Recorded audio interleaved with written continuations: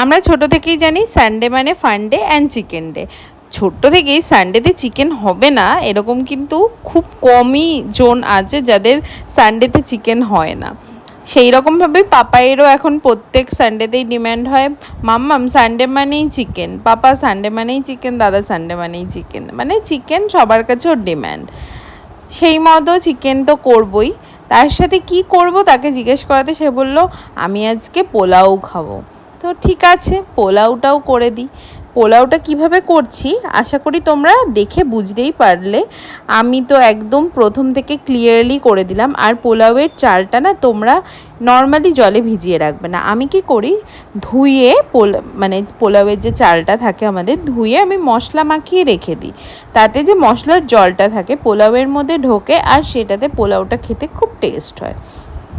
চিকেনের রেসিপিটা তোমাদের সাথে শেয়ার করলাম না।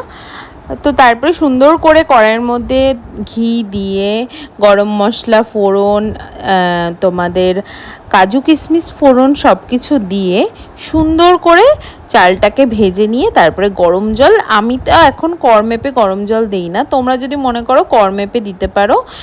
চালের ওপরে 1 থেকে 1.5 কড় থাকবে। তো বড়দের থেকেই শেখা এটা আমার, তোমরাও কিন্তু এইভাবে ট্রাই করে দেখতে পারো, আশা করি খুব টেস্ট হবে। আর জাফরান আর দুধ মানে গুঁড়ো দুধ আর জাফরান গরম জলে গুলে দিলে সত্যি মানে ওর স্মেলটাও আলাদা আসে, টেস্টটাও পুরো ডিফারেন্ট হয়। আর চিকেনে না একটুখানি ধনেপাতা কালকে দিয়েছিলাম, খুব সুন্দর হয়েছিল খেতে।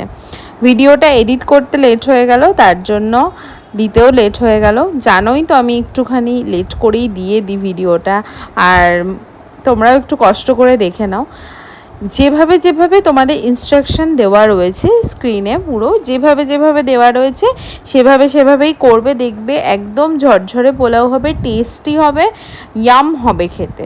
মানে বাচ্চাদের দেখবে মুখের টেস্টটা খুব ভালো থাকে। সেখানে পাপাই বলেছে যে প্রচণ্ড ভালো হয়েছে, ইয়াম ইয়াম হয়েছে। সত্যি খেতে মানে আমি নিজে রান্না করেই বলছি, খেতে খুব ভালো হয়েছে। তোমরা এইভাবে ঝুরঝুরে পোলাও যদি করতে চাও, একদম মানে ভাতের মার না গেলে নর্মালি যে পোলাওটা আমরা মেখে করি সেটা যদি করতে চাও একদম এইভাবে করবে, একটুও কোনো টেস্টে হেরফের এদিক ওদিক হবেই না। আর যদি তোমাদের আমার এই ভিডিওগুলো ভালো লাগে তাহলে কিন্তু তোমরা একদম কমেন্ট করতে ভুলো না। আমি কিন্তু তোমাদের কমেন্টগুলো সবকটা পড়ি, আর যে ভিডিওতে কমেন্ট আসে না সেটা দেখলে কিন্তু সত্যি মন খারাপ হয়।